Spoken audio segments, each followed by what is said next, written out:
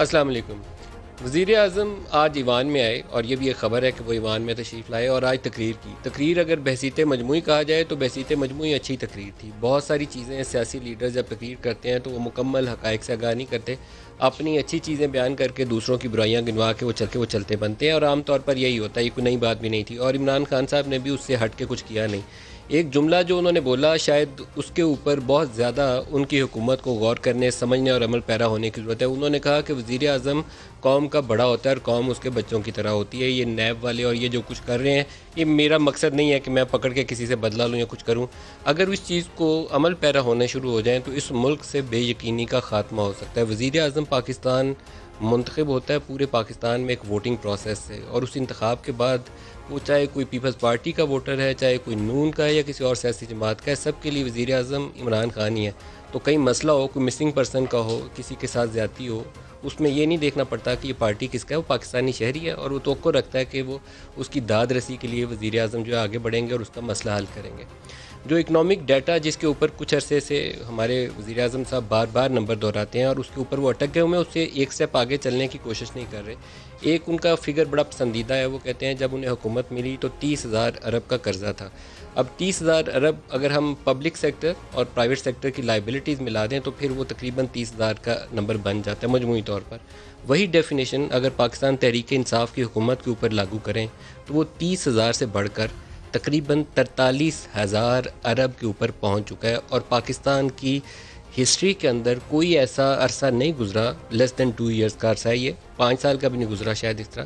نون league کے دور میں قرضہ جو بڑھا اس کی بھی میں آپ کو تفصیل بتا دیتا ہوں، لیکن 2 سال کے عرصے میں 13,000 ارب کا اضافہ میری یادداشت میں کوئی ایسا عرصہ نہیں ہے۔ 13,000 ارب روپیہ 2 سالوں میں اضافہ ہوا، اور اس عرصے میں ہم نے کوئی بڑا پروجیکٹ نہیں بنایا پاکستان میں۔ کوئی میٹرو شہباز شریف 500-600 ارب روپیہ ضائع کہا جاتا تھا کہ انہوں نے اس کے اوپر ضائع کر دیا ریسورسز، میں خود ان میں سے شامل ہوں۔ میرے خیال میں ہماری پرائرٹی ایجوکیشن اور ہیلتھ تھی، یہ نہیں ہونی چاہیے تھی۔ لیکن 13,000 ارب کہاں لگا، اس کا بھی ایک سوال جواب نہیں ہے ہمارے پاس۔ ہمارا بجٹ ڈیفیسٹ کرپشن کی وجہ سے 5-6% ہوتا تھا۔ عمران خان کہتے تھے کہ میں آؤں گا تو ٹیکس ریونیو ڈبل کر دوں گا۔ ہمارا tax revenue for last 3 years 3,800 ارب پہ پھنسا ہوا ہے۔ 3,842 تھا جب پچھلی حکومت ختم ہوئی، پچھلے سال 3,829 ارب ہوا، اور اس سال دعائیں مانگ رہے ہیں کہ یہ اس فگر کو کراس کر دے۔ دعائیں مانگ رہے ہیں، یہ فیکچول پوزیشن، یہ گراؤنڈ ریالٹی ہے۔ تو یہ ریالٹی چیک اگر عمران خان کے پاس موجود ہے، وزیر اعظم پاکستان کے پاس، تو ان کو ان چیزوں کی اصلاح کر کے ایک براڈر کنسنسس ڈیولپ کرتے ہوئے پاکستان کو آگے لے کر چلنے کی ضرورت ہے، اور یہ اس وقت نیڈ آف دی آر ہے۔ ان کے پاس ادر آپشن نہیں ہے۔ ادر آپشن دیکھیں گے تو پھر وہ فواد چودھری والی بات آ جائے گی کہ 6 ماہ ہے، 6 ماہ میں اگر حالات درست نہیں کیے تو فیصلے کہیں اور ہوں گے۔ آج پرائم منسٹر نے کہا کیا، پہلے وہ آپ کو دکھاتے ہیں، دکھائیے گا جی۔ اگر کسی ملک کی گورنمنٹ میں کنفیوژن نہیں تھی وہ ہماری گورنمنٹ تھی۔ 13 مارچ سے لے کے آج تک میری ایک سٹیٹمنٹ بتا دیں جس میں تضاد ہو۔ میں چاہتا ہوں کہ ہماری پارلیمنٹ چلے، جب بات کرو وہ شروع ہو جاتا ہے کہ جی وہ نیب نیازی نیکسس یا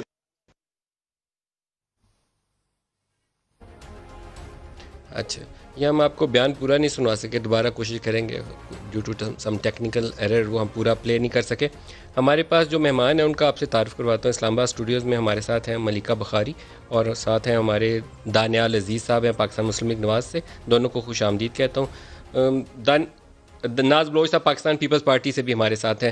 ملکہ بخاری، آپ سے پہلے اگر اجازت ہو تو ان سے ریئیکشن لے لیں، کیونکہ پرائم منسٹر کی تقریر ہم سب نے سنی ہے۔ دانیال صاحب، آپ کا رد عمل کیا ہے؟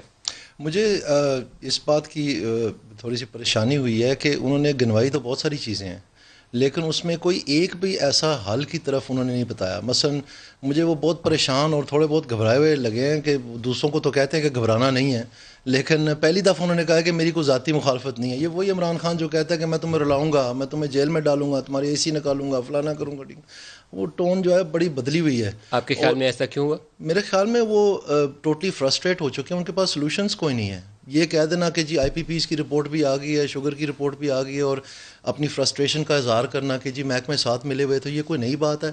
یہ تو ان کا جو سارا نیریٹو تھا کرپشن کا کہ جی اگر اوپر سے کرپشن نہ ہو تو نیچے خود بخود ٹھیک ہو جاتے، وہ اب ان کو سمجھ آ رہی ہے کہ وہ کتنا مطلب سادہ تھا اور کتنے پیچیدہ معاملات ہیں اور کتنا یہ اتنا مشکل کام ہے۔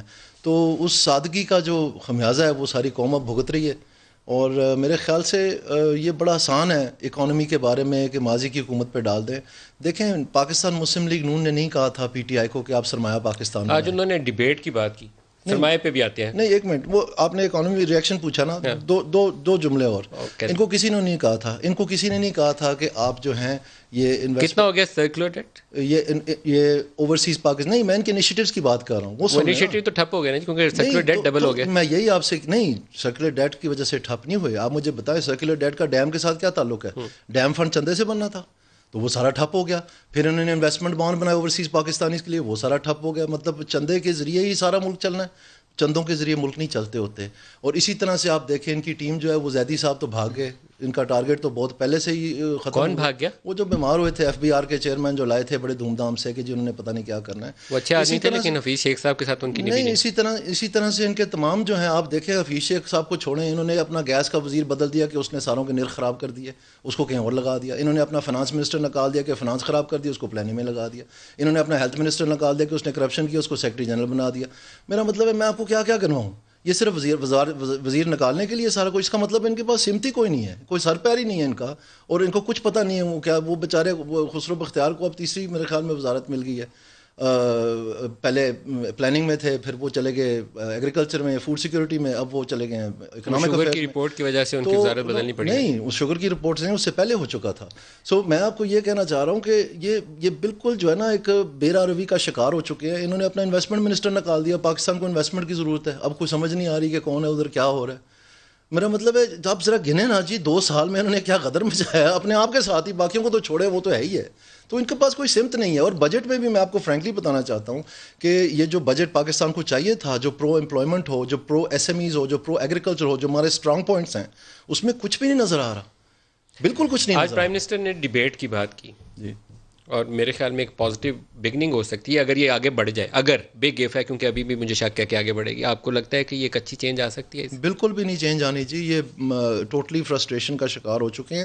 اور افسوس کی بات یہ ہے کہ اپنے آخری حربے, آخری تیر چلا چکے ہیں. اب آگے جو ہے میان ان کا خالی ہے. یہی تھی جو ٹیم پتہ نہیں کہاں سے اکٹھی کر کے لائے, یہ حفیظ شیخ صاحب کی اور رضا باکر صاحب کی اور زیدی صاحب کی. زیدی صاحب تو چلے گئے, اب کوئی اور ملا نہیں. پہلے کہتے رہے کہ جی وہ بیمار ہیں, پھر انہوں نے کہا نہیں جی دراصل ان کی طبیعت ذرا زیادہ خراب ہو گئی ہے, اب وہ پتہ ہی نہیں چلا کہاں چلے گئے ہیں. اور اسی طرح سے اب ہم سننے میں آ رہا ہے کہ شاید اور بھی 2 لوگ جا رہے ہیں, کیونکہ آئی ایم ایف کے ساتھ تو معاہدہ ہو ہی نہیں رہا, کیونکہ بیک سیٹ ڈرائیونگ ہو رہی ہے. وہ بتا رہے ہیں ان کو بھی اگر آپ کے پاس اتنی عقل تھی تو آپ چلا لیتے پہلے. سو اس قسم کی آپ کو پرائم منسٹر کے بیانات سناتے ہیں, پھر ملکہ سے جواب لیتے ہیں. ضرور دکھائیے گا جی, وہ دٹک گیا تھا, دوبارہ پلے کریے. اگر کسی ملک کی گورنمنٹ میں کنفیوژن نہیں تھی وہ ہماری گورنمنٹ تھی. 13 مارچ سے لے کے آج تک میری ایک سٹیٹمنٹ بتا دیں جس میں تضاد ہو. میں چاہتا ہوں کہ ہماری پارلیمنٹ چلے, جب بات کرو وہ شروع ہو جاتے ہیں کہ جی وہ نیب نیازی نیکسس یا کبھی کچھ شروع ہو جاتے ہیں. اپنی اپوزیشن سے بڑے ریسپیکٹ سے کہنا چاہتا ہوں, میری کوئی کسی سے دشمنی نہیں ہے, نہ میں کوئی بدلہ لینا چاہتا ہوں. اس پہ بلاول نے جو کہا وہ بھی دکھا دیں. کیسے کہہ سکتے ہو کہ ہم تیار ہیں؟ اگر پاکستان تیار ہے تو ہمارے ڈاکٹرز, ہمارے نرسز, ہمارا پیرامیڈکس آج تک کیوں رو رہے ہیں؟ یہ اس لیے ہے کہ ہمارا وزیر اعظم الیکٹڈ نہیں سلیکٹڈ ہے. اگر الیکٹڈ ہوتا, جمہوری طریقے سے الیکٹڈ ہوتا, تو ایک ایک انسان کا زندگی کا فکر کرتا. اس نے کسی اور طرف دیکھنا ہے ووٹس لینے کے لیے, اسے کسی اور طرف دیکھنا ہے حکومت بچانے کے لیے. آج بھی یہ تقریر میرے لیے نہیں تھا, آج بھی یہ تقریر خواجہ آصف صاحب کے لیے نہیں تھا. یہ تقریر سلیکٹرز کے لیے تھا, عوام کے لیے نہیں تھا. ہم چیلنج کرتے ہیں وزیر اعظم صاحب کو کہ ہمیں ٹی وی پہ ڈیبیٹ کرے, کہیں نہ کہیں آئے, تاکہ آپ جو جھوٹ اس قوم کو کھلاتے ہو. اس لیے ہم کہتے ہیں کہ آپ کورونا کے پیچھے چھپنے کی کوشش کر رہے ہو. ملکہ, یہ سلیکٹرز کے لیے تقریر تھی. Thank you Nadeem. دیکھیے, جہاں تک وزیر اعظم کی تقریر کی بات ہے, وزیر اعظم کے بیانیے کی بات ہے, وزیر اعظم ہمیشہ بہت بہادری سے, بردباری سے اور اپوزیشن کی تضحیق آمیز گفتگو کا جواب دیتے ہیں, بارہا دیتے ہیں, اور یہ ان کا ایک امپورٹنٹ پرسنالٹی ٹریٹ ہے. آپ نے آج بھی دیکھا کہ وزیر اعظم نے ایک میگنانمس ایٹیٹیوڈ اڈاپٹ کیا. پارلیمان میں آئے, پارلیمان کے ممبران کو جو اپنی ساری سیاست احتساب کے بینر کے انڈر کرتے ہیں, ان سے گفتگو کی, ان کو اویئر کیا کہ ہماری کیا حکمت عملی ہے, ہم نے کیا سٹیپس اٹھائے, ہمارا کیا لائے عمل ہے اور ہماری آگے کی اسٹریٹجی کیا ہے. لیکن پارلیمان کے اندر آنے کو آپ احسان کیوں سمجھتے ہیں؟ نہیں ندیم, ہم صرف یہ کہتے ہیں کہ آپ تو کہتے ہیں کہ آپ ایکسپیرینس ہیں, آپ نے 12 سیاست کی ہے, ایوان چلائے ہیں, گرائے ہیں, تو آپ کو پارلیمانی روایات کیوں نہیں معلوم؟ ایسا کیوں ہوتا ہے کہ آپ کے پاس کوئی مثبت بات کرنے کے لیے نہیں ہے سوائے تضحیک کرنے کے؟ وزیر اعظم نے بہت سارے ایشو ریز کیے, ایک امپورٹنٹ ایشو یہ بھی ریز کیا کہ اچھی جمہوریت کے اندر, ویل ڈیولپڈ ڈیموکریسیز کے اندر ان کو جاننا چاہیے. انہوں نے 3 دفعہ پاکستان کے منتخب وزیر اعظم الیکٹ کیے ہیں کہ جمہوریت کے اندر عوامی نمائندے عوام کو اکاؤنٹیبل ہوتے ہیں. یہ کس قسم کی ڈیبیٹ ہے؟ یہ کیسا رویہ ہے؟ یہ کیسی آمرانہ سوچ ہے کہ ہم پاکستان کی عوام کو جواب دہ نہیں ہیں؟ یہ آپ کس قسم کے عامر ہیں؟ اپنے آپ کو عوامی نمائندے کہتے ہیں اور پاکستان کی عوام کے ضامن بنتے ہیں اور پھر انہیں کو جواب دہ نہیں ہے. آپ کے اوپر کرپشن کی ایلیگیشنز ہیں, آپ نے پاکستان کی عوام کے پیسے کا ضیاع کیا ہے, جواب دیجئے, ہمیں نہیں, اداروں کو. ہم صرف یہ کہتے ہیں آپ نے اپنے رپورٹ میں جن کے نام آئے تھے ان کو سزا ہوگی ساروں کو. دیکھیں ندیم, ہر چیز کی ایک رفتار ہوتی ہے.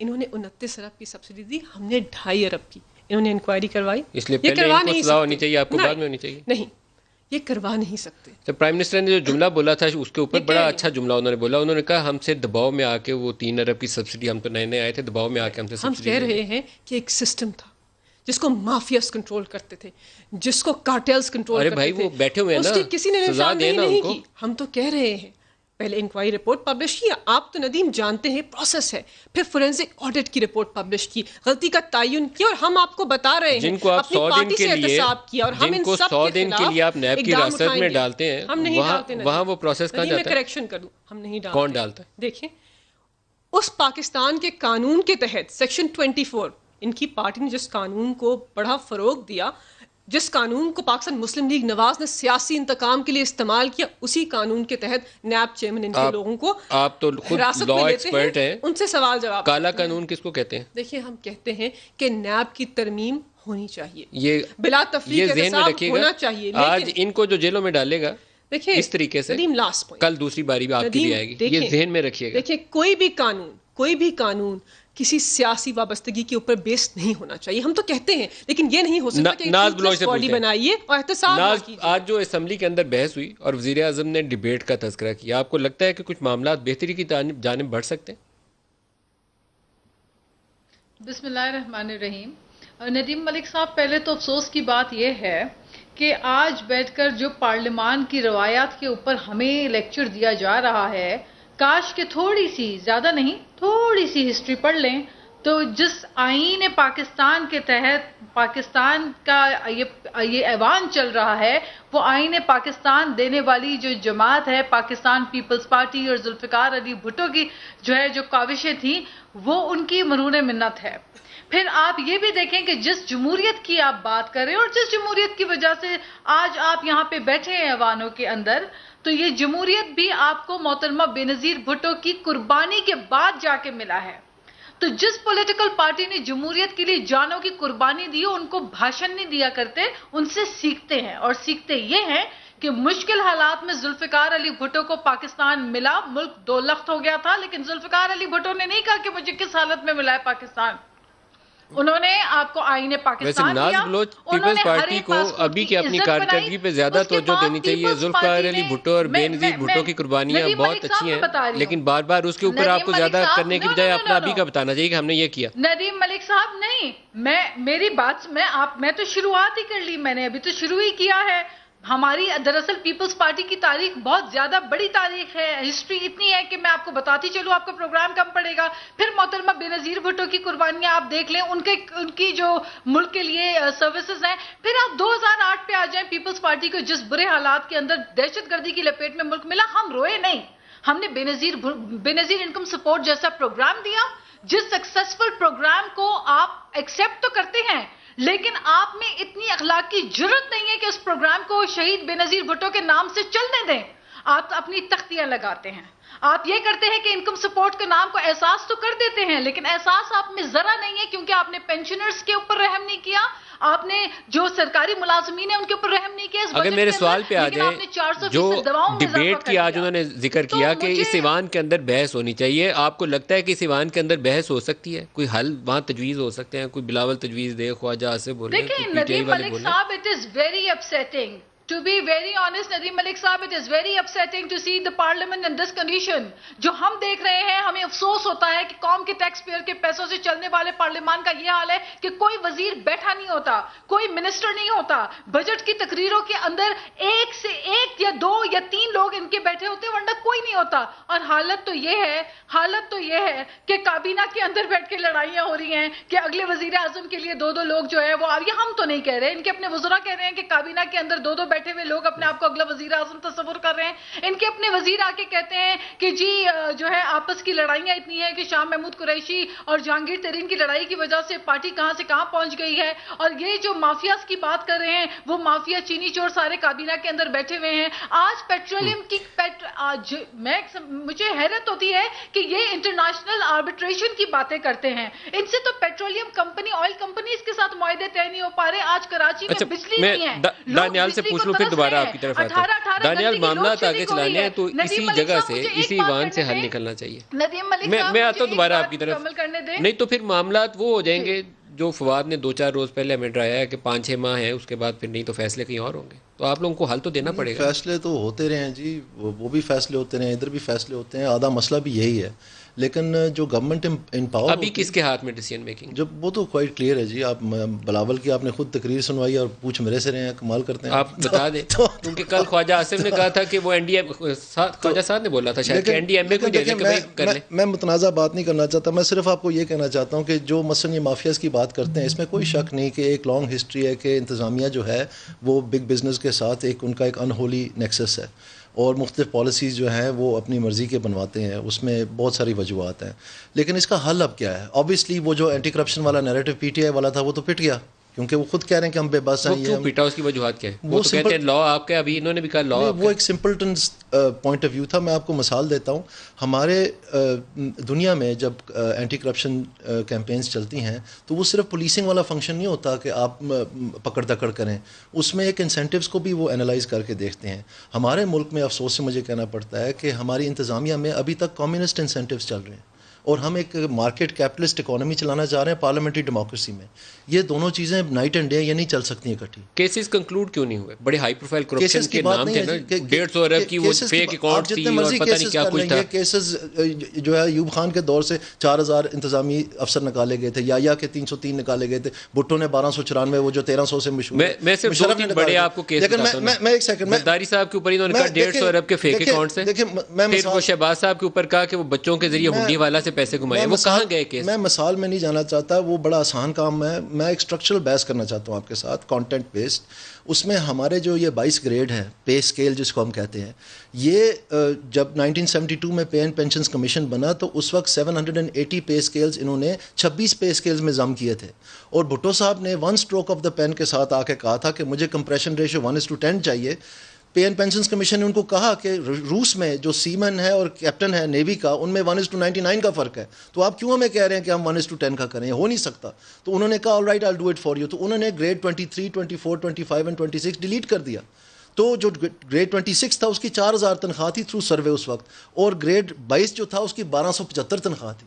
تو یہ اس طرح سے ڈسمینٹل کیا گیا, ایک کمیونسٹ انسینٹو اسٹرکچر انٹروڈیوس کیا گیا. ہم اس کے بعد مارکیٹ اکنامکس میں چلے گئے زیادہ دور کے بعد, اور ایک پوری نیا اکنامک پرائیویٹائزیشن اور بینکس کا پرائیویٹائزیشن اور ساری ایک اکانومی دوسری طرف لے گئے. لیکن وہ ایسے ہی ہے کہ آپ آپریشن کسی کا کریں اور کینچی اندر رہ جائے, تو وہ جا کے ایکس رے کرائے 2 سال بعد تو کہیں یار آپ کے اندر کینچی رہ گئی ہے. تو یہ کینچی اندر سے جب تک نہیں نکلی, اب ان باتوں کی پی ٹی آئی کو سمجھ نہیں ہے. یہ کنٹینر پہ وہ جو کچھ کرتے رہے, میں کچھ تنزیہ نہیں کہنا چاہتا, لیکن وہ ٹائم تھا ان کا اسٹڈی کرنے کا, ان کو سوچ سمجھ پیدا کرنے کا. اب 2 ایشوز ہمارے پاس ہیں اس وقت. ایک اکانومی بیٹھ گئی ہے جس میں اب ٹرن کوئی نہیں ہے, نیچے ہی نیچے. ایک منٹ کے لیے اتنا سمپل نہیں ہے نا ملک صاحب, آئی ایم سوری. اکانومی بیٹھی ہے, پرائم منسٹر آج کہہ رہے ہیں کہ مافیاز کی وجہ سے کہ انتظامیہ جتنے بھی ریگولیٹر تھے وہ ملے ہوئے تھے, یہی بات کہہ رہے ہیں نا. اب وہ کیوں ملے ہوئے تھے؟ میں آپ کو ایک وجہ بتا رہا ہوں. ان کے انسینٹیوز پرورس ہیں, ان کو ویکنیسز ہیں. منتھلی کا نام جو ہے میں نے نہیں ایجاد کیا, ہر محکمے میں ہر پوسٹ پہ ہے. منتھلی کا نام آپ کو تو پتہ ہے نا کیا ہوتی ہے منتھلی. تو اس کی تہہ تک جانے کے لیے یہ ایک بڑا سمپلٹن ویو تھا سادگی کا کہ جی آپ اگر اوپر بندے آنسٹ ہوں تو خود بخود ٹھیک ہو جائے گا. نہیں ہوتا, یہ بڑا پیچیدہ معاملہ ہے. اور صرف پولیسنگ سے ڈنڈے ماری سے بھی نہیں ہوتا. وہ دیکھ لیا انہوں نے 2 سال ڈنڈے ماری کر کے, کیا نکلا ہے؟ ایک دھیلا نہیں ملا کہیں سے. سو کہنے کا مقصد یہ ہے کہ اگر آپ نے گہرائی میں سوچنا ہے, پاکستان کو بھی میکینکس کی ضرورت ہے. انفارچونیٹلی ان لوگوں کی تھنکنگ کا لیول ہی نہیں ہے. یہ انہوں نے اسٹڈی نہیں کی. میں نے 20 سال لگا کے جو میں آپ کے ساتھ کلام ہو رہا ہوں نا اس وقت, اس کے پیچھے 20 سال کی ریسرچ ہے جو میں آپ کو بتا رہا ہوں. باتیں ہر ملک کا اینٹی کرپشن کا ایفرٹ میں نے پڑھی ہوئی ہے. یہ پڑھی چیزیں عمران خان نے بھی ہوں گی, نہیں پڑھی نا. اگر پڑھی ہوتی تو ہاتھ ایسے ایسے کر کے وہ سادگی میں نا بیوقوف بناتے نا عوام کو. باتیں تو وہ کہہ رہے ہیں, کام نہیں ہو رہا. کہہ رہے ہیں, ہو نہیں رہا. He doesn't know, he's lost in the sauce. He doesn't know what's going on. It's quite clear. ٹھیک ہے, میں نے مطالعہ کیا ہوگا اینٹی کرپشن لاس کا, ان کی انڈرسٹینڈنگ ہوگی, بیوروکریسی کی ایشوز جو فیس کرتے ہیں ان کو بتا رہے ہیں, پے اسکیلس کی ڈسکشنز ہے. کاش میرا یہ ویو ہے کہ یہ اپنے ایکس وزیر اعظم کو بتاتے کہ کس طرح ریفارم کرنا ہے. یہ تو وہی بات ہو گئی, مطلب ان کی جو پارٹی کی سوچ ہے وہ تو عیاں ہے پاکستان کے نیشنل ٹیلی ویژن کے اوپر کہ کرپشن ہوتی ہے, اس کی انکوائری کریں گے, بہت ٹائم لگے گا, تو نہیں کرنی چاہیے. بات یہ ہے کہ کرپشن کا ڈیٹرنٹ سیٹ کرنا پڑتا ہے. ڈیٹرنٹ آتا ہے کنوکشن سے, سینٹنس سے. پاکستان کی عوام کو پتا ہو کہ عوامی نمائندے اگر بے ضابطگی کریں گے تو ان کی کنوکشن ہوگی. عوامی نمائندوں کو بھی پتا ہو تو وہ یہ کام نہیں کریں گے جو انہوں نے اپنے دور حکومت میں انشور نہیں کیا.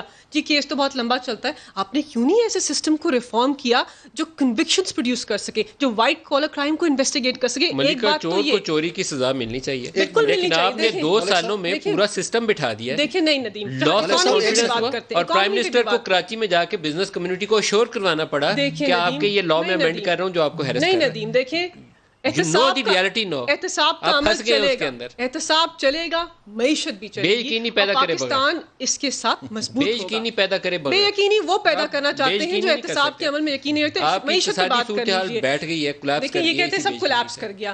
یہ وہی پارٹی ہے جس نے پاکستان کی ایکسپورٹس کو نہ بھولیے اسٹیگننٹ کر دیا تھا. 20 ارب ڈالر کے اوپر ہمارے دور حکومت میں ایکسپورٹس کی والیوم انکریز ہوئی ہے فرام جولائی ٹو مارچ. دیکھیں, اور دوسرا یہ ریونیو کی بات کرتے ہیں جی, ان کو تو کوئی ٹیکس. بات یہ ہے کہ lost tax to G D P ratio Pakistan کا کیوں ہے ابھی تک؟ آپ 2 سالوں سے آپ کا 3800 سے ٹیکس کیوں نہیں بڑھا؟ ہم نے 17% ٹیکس ریونیو میں انکریز کیا. 3800 بلین 2 سال پہلے بھی تھا, آج بھی ہے 8 lakh from July to March. اس کے بعد تو کرونا آ گیا. ہم آپ کو کیا بتا رہے ہیں کہ پوری دنیا, دیکھیے بلاول کی اسٹیٹمنٹ کا جواب ہمارے پاس ہے. آپ کے ٹاک شو میں وقت کم ہے, لیکن میں صرف یہ کہتی ہوں آپ کا ٹیکس ریونیو کا اس سال ٹارگیٹ تھا 5555 ارب روپے. تو جب آپ پلگ کریں گے 3800 تو آپ کو پتہ ہے کہ اس کا بجٹ پہ کیا امپیکٹ ہوتا ہے. یہ بات تو ہم نے کی. اس کے علاوہ ناز بلوچ صاحبہ کہہ رہی ہیں کہ ایوان جو ہے اس کا ٹائم ضائع ہوتا ہے. بات یہ ہے کہ عوامی نمائندے ایوان کے اندر آ کے کرتے کیا؟ اگر آپ ایوان استعمال نہیں کریں گے, اتنا یوزلیس سمجھتے ہیں اس کو, تو آپ لوگوں کی اپنی اہمیت کم ہو جائے گی. ہم کہتے ہیں ایوان کی توقیر کو بلند کیجئے, اسی ایوان سے ایوان کو باوقار کیجئے. اسی لیے ایوان کو اپنے احتساب کے عمل کی ایکسپلینیشن دینے کے لیے یوز نہ کیجئے. سوری, میں نے یہ جو ماشاءاللہ بڑا چرب زبان ہے جو یہ بتا رہے ہیں, تھوڑا سا پتہ نہیں کرونا کا اثر کچھ زیادہ پڑ گیا. کوئی یاد ہے کوئی دھرنا بھی ہوا تھا, کوئی پارلیمنٹ کے بارے میں کیا کہا جاتا تھا اس وقت؟ کوئی یاد ہے کوئی لاک ڈاؤن ہوا تھا, وہ ڈیبیٹ ہو رہی تھی, وہ پارلیمنٹ کی خوشامد ہو رہی تھی. وہ خدا کا واسطہ یار, یہ کیا بات ہے؟ میں کبھی پرسنل اٹیکس نہیں کرتی, بٹ میرے ساتھ جو شخص آج بیٹھے ہیں ان کو پاکستان کی اعلیٰ عدالت نے نااہل ڈکلیئر کیا ہے بیکاز ان کی زبان لہجہ گفتگو میں کوئی پرابلم تھی. تو ہمیں درس نہ دیجیے کہ گفتگو کیسے کی جاتی ہے ایوان کے اندر. آپ فیکٹس پہ آئیں, آپ بتائیں کہ آپ اس وقت آپ پارلیمنٹ کی خدمت کر رہے تھے اس وقت, ہم کیا ہو رہا تھا؟ رہے ہیں وہ جو زبان کنٹینر کے اوپر استعمال ہوتی تھی, میں دہراؤں تھوڑی سی, آپ کی زبان پاکستان کی عوام سن چکی ہے, پاکستان کی اعلیٰ عدالت بھی سن چکی ہے. ناز بلوچ سے پوچھتے ہیں, ناز پاکستان کو رستہ چاہیے آگے بڑھنے کا. پاکستان ایک جگہ پہ پھنس کے پیچھے جانا شروع ہو گیا, ایک جگہ پہ کوئی کھڑی نہیں ہوتی کوئی بھی اقتصادی صورتحال میں. ہم ریورس گیئر میں جا رہے ہیں. ندیم ملک صاحب, جب ملک کا یہ حال ہو کہ بجٹ کے اندر ہائر ایجوکیشن کمیشن کے آپ نے فنڈز کے اندر کمی کر دی, جو ملک اپنی تعلیم پہ اپنی صحت پہ خرچ نہیں کرنا چاہتا.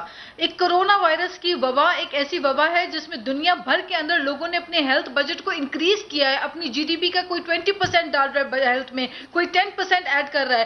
ہم کیا کر رہے ہیں؟ ہمارے پاس نہ صرف صحت, نہ صرف پیرامیڈک سٹاف, نہ صرف جو فرنٹ لائنرز ہیں ان کے لیے کچھ نہیں سوچا اس بجٹ کے اندر, بلکہ ساتھ ہی ساتھ آپ نے دیکھا کہ اس بجٹ میں آپ کو غریب عوام کے لیے, جو آپ کا پسا ہوا طبقہ ہے, جو آپ کا غریب طبقہ ہے, اس کے لیے دیر از نو گڈ نیوز. اس کے علاوہ آپ مجھے بتائیے, ملک کو لوکسٹ کا, ٹڈی دل کا اتنا بڑا جو ہے یہ ایک ریجنل کرائسس ہے ہمارا. ایک تو آپ کے پاس گلوبل کرائسس ہے, پینڈیمک ہے کرونا کا, پھر اس کے بعد جو ریجنل کرائسس ہے وہ لوکسٹ کا ہے. پچھلے سال سے پیپلز پارٹی کے ممبران ہو یا نون لیگ کے ممبران ہو, بار بار اپوزیشن کہتی رہی کہ لوکسٹ کو ختم کرنے کے لیے ایفرٹس کریں. اس حکومت نے کچھ نہیں کیا. And when we see the budget تو ہم دیکھتے ہیں ان کے پاس تو زراعت کے لیے کچھ نہیں رقم انہوں نے مختص کیا. پھر ان کی باتیں ہم سنتے ہیں تو ہمیں حیرت ہوتی ہے کہ یہ کون لوگ ہیں, یہ کیسی سوچ ہے ان کی کہ ایک غیر عوامی سوچ کے ساتھ یہ کہتے ہیں جی یہ کون سا نظام ہے کہ صوبوں کو وفاق پیسے دے. تو صوبے آپ کو کما کے دیتے ہیں, 60% آپ کو سندھ صوبہ آپ کو دیتا ہے فنڈز, اور اس کے بعد جب آج پرائم منسٹر نے کہا کہ 3% پوائنٹ آپ نے دینے کا وعدہ کیا تھا ان ایریاز کے لیے جو کے پی میں ضم ہو رہے ہیں, تو صوبوں سے انہوں نے درخواست کی کہ یہ پیسے دے دیں, تو آپ کا کیا رسپانس ہوگا آپ کی جماعت کا؟ ندیم ملک صاحب, پہلی بات تو یہ ہے اس وقت تو ان کے جو اپنے اتحادی ہیں, چاہے وہ بلوچستان میں ہوں, چاہے وہ پنجاب میں ہوں, چاہے وہ کراچی کے ان کے اپنے ایم این ایز ہوں, استعفیٰ لے کے جیبوں میں بیٹھے ہوئے ہیں. ان کے ساتھ کوئی نہیں چلنا چاہ رہا. جو لوگ پی ٹی آئی کے ٹکٹ کے اوپر الیکشن لڑے وہ بھی آج تک مجھے پارلیمنٹ میں ملے, رو رہے ہیں. این ایف سی وارڈ کے تحت 3% پوائنٹ انہوں نے مانگے ہیں آپ سے, وہ دیں گے یا نہیں دیں گے؟ آپ کے صوبے کا, آپ کی جماعت کا کیا موقف ہوگا؟ دیکھیں این ایف سی ایوارڈ پہ جو صوبوں کا اپنا رائٹ ہے اس کو, جی میں, میری آواز آ رہی ہے آپ کو؟ جی آ رہی ہے. ملک صاحب کین یو ہیئر می؟ جی دیکھیں این ایف سی ایوارڈ کا جو صوبوں کا حق ہے, جو صوبوں کا حق ہے, صوبوں کو جو رائٹ ہے اس کو سکویز کر کے آپ صوبوں کی خدمت نہیں کر سکتے. آپ کو اپنی کیپیسٹی بڑھانی ہوگی. یہ کہتے ہیں کہ ہم اپنی ریونیو کلیکشن میں شارٹ فال ان کا تھا, یہ کہتے تھے ایماندار وزیر اعظم ہوں گے تو لوگ آ کے, اور ایک وزیر ان کے ہوا کرتے تھے وہ کہہ رہے تھے کہ بہت جلد ایسا وقت آئے گا کہ ٹھیلے والا, پان والا سب کہیں گے آؤ ہم سے ٹیکس لو. وہ کہاں ہے آج کل, نظر نہیں آ رہے. آپ کو تو ٹیکس ریونیو شارٹ فال ہو گیا. پھر آپ اپنی ناکامیوں میرے خیال اس پہ دانیال سے بھی پوچھ لوں, آپ اپنی ناکامی این ایف سی وارڈ کے اوپر 2 ایشوز ہیں. ایک پرائم منسٹر نے جو کراچی میں بیان دیا کہ این ایف سی کو ریویو کرنا پڑے گا, اور وہ ایک انہوں نے کہا 18ویں ترمیم کے تحت صوبے عامر بن گیا. آج چیف جسٹس نے بلکہ پوچھا کہ آپ کا اس سے کیا مطلب ہے, کون سا وہ وزیر اعلیٰ جو عامر بن گیا. آج انہوں نے 3% پوائنٹ بھی مانگ لیے ہیں ان ایریاز کی. مانگتے ہیں جی, بلوچستان ہائی کورٹ نے تو سارا ہی اٹھا کے باہر پھینک دیا. انہوں نے ان کو اٹھا کے پھینکا پرائم منسٹر کے ایڈوائزر کو. ہاں تو پھر وہ مس فارم ہو گیا نا, جو اس کا چیئر ہی کوئی نہیں ہے, تو پتہ نہیں کیا ہوگا جی. پہلے بھی ہم نے دیکھا ایک نوٹیفیکیشن کرنا تھا, پورے ملک کو سانس چڑھا دیا تھا انہوں نے. اب چھوڑیں, میں آپ کو کیا کیا یاد کروں, ان سے نوٹیفیکیشن ہی نہیں ہوتا. اور ایک بات میں نوٹیفیکیشن میں ان کا قصور کم تھا, جن کا نوٹیفیکیشن تھا ان کا اس میں بھی قصور. یہ والا کس کا ہے قصور جی؟ یہ تو ان کا قصور. تو دیکھتے جائیں پھر اور ہوتے جائیں گے. لیکن میں اور بات کرنا چاہتا ہوں, انہوں نے ابھی ایک پرسنل بات کی, ان کی یاد دہانی میں کروا دوں. عمران خان صاحب کے اوپر 2 دفعہ کنٹمپٹ لگی تھی, ایک دفعہ الیکشن کمیشن میں اور ایک دفعہ سپریم کورٹ میں. الیکشن کمیشن نے لکھ کے دیا تھا, لفظ ان کو استعمال کیا فلتھی, اور ادھر بھی معافی مانگی اور سپریم کورٹ میں بھی معافی مانگی. میں نے معافی نہیں مانگی, بڑا فرق ہے. تو تھوڑی سی اپنی تاریخ نہیں, میں بالکل میں آن پرنسپل تھا, معافیاں آپ مانگتے ہیں. عورتوں کی طرف رویہ جو ہے وہ تضحیق آمیز ہے. میں نے پہلے نہیں کہا, انہوں نے مجھے چرب زبان کہا. ان کو شرم آنی چاہیے. پاکستان کی نیشنل ٹیلی ویژن کے اوپر پاکستان کے آئین کی, پاکستان کے پارلیمان کے ممبر کے بارے میں اس طرح کی گفتگو کریں گے تو پھر ان کو انہی کی زبان میں جواب ملے گا. لیکن میں اس کی قائل نہیں ہوں. آپ کے پروگرام میں کہہ رہی ہوں کہ آپ اس کی مذمت کیجئے کہ خواتین کے بارے میں, اور ممبر قابل مذمت ہے بالکل. میں ریکارڈ کی درستی, خواتین کے بارے میں بیگم بھی پارلیمان کی ممبر ہیں, کیا ان کے بارے میں اس قسم کی زبان استعمال کریں گے؟ میری اپنی وائف ممبر ہے جی, کیسی باتیں کر رہی ہیں, ایسے ڈرامہ لگانا تو کہیں بھی لگا لیں. میں صرف ریکارڈ کی درستی کے لیے, اب ان کے پاس جواب نہیں ہے تو ڈرامہ لگا رہے ہیں, لگا لیں. جواب تو ہے, ہم نے تو کہا اعلیٰ معافیا مانگی تھی نا آپ نے اعلیٰ عدالت سے. اعلیٰ عدالت جب کہتے ہیں کہ آپ نے کنٹمپٹ کیا ہے تو آپ کو معافی مانگنی چاہیے. آپ پاکستان کی سب سے بڑی عدالت سے بڑے نہیں ہیں, یہ کوئی بہت بڑا آپ کا تمغہ امتیاز نہیں ہے کہ آپ نے پاکستان کے میں ایک دوبارہ پروگرام کر لوں گا پورا کہ کس نے کیا کہا. میرے آج کا جو موضوع ہے پرائم منسٹر اور ایوان کے اندر سے حل نکلنا چاہیے. انہوں نے بدمزگی کی تو جواب دینا ضروری تھا. میں جواب تو میں نے دیا ہے. دیکھیں بات یہ ہے, دیکھیں ٹاپک پہ آتے ہیں. دیکھیں بات آپ کیا کر رہے ہیں کہ ہمارا رسپانس کیا ہے, وزیر اعظم کا رسپانس کیا ہے. کرونا کے اندر دیکھ لیجیے, کرونا کی بات کر لیجیے. آج پرائم منسٹر نے اسامہ کو شہید کہہ دیا. تھوڑا سا ایک سوال بھی پوچھ لیں, وہ اس کو شہید سمجھتے ہیں؟ بیان بھی سنوا دیں جی, وہ ریکارڈ آپ نے رکھا ہے. اسامہ بن لادن کو انہوں نے امریکن نے آ کے ایبٹ آباد میں مار دیا, شہید کر دیا. اس کے بعد کیا ہوا؟ ساری دنیا نے ہمیں گالیاں نکالی. انہوں نے اسامہ بن لادن کو آج شہید ڈکلیئر کر دیا. وہ بندہ اس سرزمین کے اوپر دہشت گردی لے کے آیا تھا. وہ اول اور آخر دہشت گرد تھا. اس نے میرے وطن کو برباد کیا اور یہ اس کو شہید کہہ رہے ہیں. مشرف بھی ڈیڈی تھا, ابھی بھی ڈیڈی ہے, ابھی بھی مشرف بھی ڈیڈی تھا.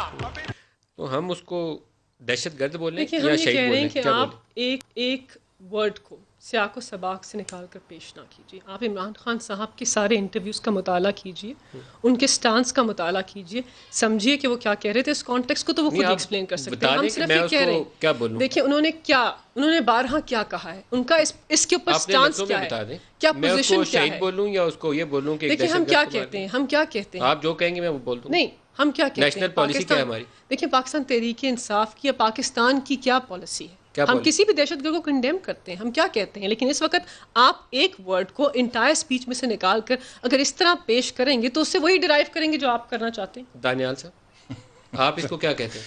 میرے خیال میں جی یہ ایک لانگ ہسٹری ہے اس بات کی. جب ایران گئے تو انہوں نے کہا جی میری زبان پھسل گئی.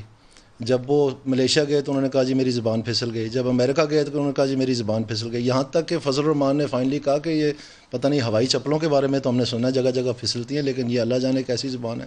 اب پھر انہوں نے یہ اتنی بڑی بات کر دی اور ہم کہہ رہے ہیں کہ جی وہ آؤٹ آف کانٹیکسٹ سے زبان پھسل گئی. ہماری تو آپ نے خواجہ صاحب کی ٹیپ چلا دی. ہماری جماعت کی تو بڑی کلیئر پوائنٹ آف ویو آپ کے سامنے ہے. آپ کا بھی یہی پوائنٹ ہے آبویسلی ہماری جماعت کا. ناز سے پوچھتے ہیں, ناز یہ جو لفظ ہے یہ سلپ آف ٹنگ کے زمرے میں آنا چاہیے یا اس کے اوپر کلیریفیکیشن آنی چاہیے؟ دیکھیے جرمنی جاپان کا بارڈر ملتا ہے, سال میں 12 موسم ہیں اور رات کو پودے جو ہے وہ آکسیجن ریلیز کرتے ہیں. مختلف قسم کی اس قسم کی باتیں آتی رہیں اور اس کے بعد جا کے پتہ چلتا رہا کہ وزیر اعظم صاحب کہنا کچھ اور چاہتے تھے. جس طرح ابھی ملائکہ کہہ رہی ہیں کہ وزیر اعظم جو ہے کہہ رہی ہیں کہ وزیر اعظم صاحب کہنا کچھ اور چاہ رہے تھے اور کہہ کچھ اور دیا. I think when a prime minister speaks he has to be very very careful with whatever words and the selection of words, because whatever he speaks, his narrative goes internationally and everywhere, and that's considered to be the policy of a country. آپ کس قسم کی جب باتیں کرتے ہیں تو آپ کا ایک ایک الفاظ کا چناؤ جو ہے اس کو تصور کیا جاتا ہے, آپ کی سوچ, آپ کی ملکی پالیسیز تصور کیا جاتا ہے, کیونکہ یہ وزیر اعظم ہے اور ایوان میں کھڑے ہو کے بات کر رہے ہیں. تو بہت ہی کیئرفلی ان کو بات کرنی چاہیے اور سوچ سمجھ کے بات کرنی چاہیے. افسوس ہوتا ہے کہ یہاں پہ ایک تو دیکھیں اس وقت جو حکومت چل رہا, آپ پھر اوپر سے ایک اور سٹیٹمنٹ جو آئی کہ جی وزیر اعظم صاحب کہہ رہے ہیں کہ میں نے تو مارچ کے بعد اپنی کوئی بیان ہی نہیں تبدیل کیا, جبکہ کئی سینکڑوں دفعہ لائیو چینلز کے اوپر آ کے کرونا کے اوپر ہی کبھی کہتے رہے کہ ہمیں کرونا جو ہے یہ صرف بوڑھوں کو ہوتا ہے, یہ صرف فلو ہے. پھر اسد عمر آ کے کہتے ہیں کہ 2.5 سے 4,000 لوگ تو کار ایکسیڈنٹس میں مر جاتے ہیں, کرونا میں کم لوگ مرتے ہیں. پھر یہ کہتے ہیں کہ جی آپ ماسک پہن کے رکھیں. پھر کہتے ہیں ہیلتھ منسٹر آ کے کہتے ہیں جی ماسک کی ضرورت نہیں ہے. پھر وزیر اعظم کہتے ہیں ہمیں اندازہ نہیں تھا اس نقصان کا. پھر اسد عمر صاحب آ کے کہتے ہیں کہ 12 لاکھ لوگ کورونا سے متاثر ہوں گے. آپ مجھے بتائیے اتنا frequent day to day stand کسی حکومت کا کبھی چینج ہوا ہے؟ The answer is no. اچھا میں بریک لے لوں. یہ جو کورونا والا ایشو ہے اس پہ دانیال سے بھی پوچھیں گے, کیونکہ ہم ایک بڑی مشکل صورتحال میں ڈائریکشن بڑی کلیئر رہنی چاہیے, صحیح اتھارٹی کے ساتھ اور کلیئر مائنڈ کے ساتھ کہ ہم نے لوگوں کا تحفظ کیسے کرنا ہے. جان بچانا اس میں آپشن نہیں, جان بچانی ہے, لوگوں کو ہم نہیں مرنے کے لیے چھوڑ سکتے. ایک بریک لے لیں, ہمارے ساتھ رہیے.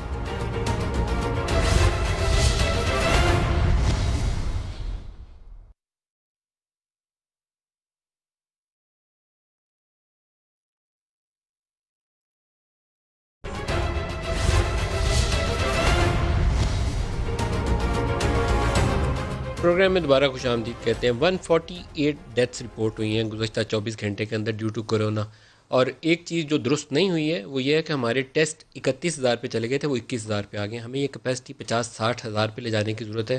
ریورس گیئر میں جائیں گے تو پھر ہمیں پرابلم کتنی بڑی ہے اس کا احساس ہی نہیں ہوگا. دانیال صاحب، یہاں پرائم منسٹر نے تو کہا میری پہلے دن سے ایک ہی اپروچ ہے، کنسسٹنٹ ہوں، میرے میں کوئی تضاد نہیں ہے، لیکن ہم شاید اتنا فوکسڈ اور پروفیشنل طریقے سے اس معاملے کو ہینڈل کر نہیں سکے ابھی تک. بالکل جی، اٹس کوائٹ کلیئر. اور یہ کنفیوژن جو ہے یہ ہوگی صوبوں کے نظر. کنفیوژن بالکل تھی، بالکل 2 پوائنٹس آف ویو تھے، 2 نیریٹو تھے کمپلیٹلی ڈفرینٹ. سندھ میں تھوڑا سا زیادہ پروناؤنس تھا، لیکن لاک ڈاؤن پنجاب میں بھی ہوا، اور پہلے دن سے وزیر اعظم صاحب کہہ رہے تھے کہ لاک ڈاؤن ہم کر ہی نہیں سکتے، غریب مارا جائے گا. پھر کیا بھی 1-1.5 مہینے کے لیے، اور اس کو آدھا پچادا رکھا کہ نہیں جی کچھ نہیں ہوتا، یہ تو کھانسی ہے چلے جائے گی وغیرہ. مطلب لوگوں کو ایک کنفیوژن کا شکار میں رکھا. کوئی اسٹرکٹ جو پالیسی کرنے کا ٹائم تھا، اور سب سے بڑی جو ایکشن ہی لیا، مثلاً جو تبلیغی جماعت تھی، جو نمازوں کا ایشو تھا مسجدوں میں، جو یہ زائرین کا ایشو تھا، یہ وقت تھا کہ حکومت اپنی ارلی ڈیز میں، ابتدا میں اس کو سٹیم کرنے کے لیے صحیح اقدامات لیتے. جتنے بھی کیسز آئے ہیں مختلف جگہ پہ، یہ اجتماع جہاں پر لوگ زیادہ جمع ہوئے ہیں وہاں سے نکلیں، اور پھر جگہ جگہ پھیل گئے. اور اس کے بعد آ کے جب انہوں نے پھر سارے بازار کھول دیے سب کو، وہ تو پھر آخری کر دی، اس کا رزلٹ آ گیا سامنے، اب لوگ مرے. لیکن پرائم منسٹر کہتے ہیں کہ غریب آدمی مارا جائے گا. آپ نے اعداد و شمار جمع کیے ہوئے ہیں، آپ کہتے ہیں کہ مہنگائی بھی بڑھی ہے، اور اس حالت میں اگر اس کے پاس آمدن بھی نہ ہو تو وہ تو واقعی مارا جائے گا. مہنگائی کا جو ایشو ہے ملک صاحب، یہ بڑا سنگین ہے، لوگوں کے سر کے اوپر سے پانی گزر رہا ہے. اور یہاں پر پاکستان میں 2 نیریٹوز ہیں. ایک نیریٹو یہ ہے جو انتظامیہ طول دیتی ہے، اور آج کل گورنمنٹ بھی اس کی لپیٹ میں آ گئی ہے، کہ جناب یہ میجسٹریٹ جو ہیں یہ چسپا کریں گے پرائس لسٹ، اور اس کے اوپر چھاپے ماریں گے تو پرائس کنٹرول ہو گئی ہے. یہ کمیونسٹ ایرا کے 1977 کے بھٹو دور کے قوانین ہیں، جب راشن کارڈ ہوتے تھے اور ہماری کنٹرولڈ اکانومی تھی. اب تو مارکیٹ اکانومی ہے، اور کمپٹیشن کمیشن لکھ چکا ہے کہ یہ غیر قانونی ہے جو کچھ آپ کر رہے ہیں. ان کے قانون میں لکھا ہے کہ جب تک آپ 40% مارکیٹ شیئر کنٹرول نہ کریں تو آپ کمپٹیشن کے خلاف کر ہی نہیں سکتے کچھ. تو ریڈی والا کون سا 40% کنٹرول کر رہا ہے؟ مہنگائی کیوں ہے اتنی زیادہ؟ مہنگائی اس لیے ہے کہ یہ گورنمنٹ کی رپورٹ ہے جو ان کا اینول پلان ہے، ابھی بجٹ کے ساتھ انہوں نے پیش کیا ہے. اس میں گورنمنٹ نے خود ٹارگٹ کیا ہوا ہے 8.5%. یہاں پر لکھا ہوا ہے پیج صفحہ نمبر 9 پہ، یہ سامنے لکھا ہوا ہے. ٹارگٹ مطلب یہ ان کا نشانہ ہے کہ انہوں نے یہ ہدف پہنچنا ہے یہاں پہ. تو گورنمنٹ خود ایز اے پالیسی تھرو یہ ڈی سی کے ذریعے نہیں کر رہی، یہ کر رہی ہے انٹرسٹ ریٹ کے ذریعے، منی سپلائی کے ذریعے، ایکسچینج ریٹ کے ذریعے. یہ کتنے نوٹ چھاپ رہے ہیں، کتنی ڈیفیسٹ فائننس، یہاں سے انفلیشن نکلتی ہے. یہ ان کو پتہ ہے، لیکن اس سے ایک خاص طبقہ مستفید ہوتا ہے.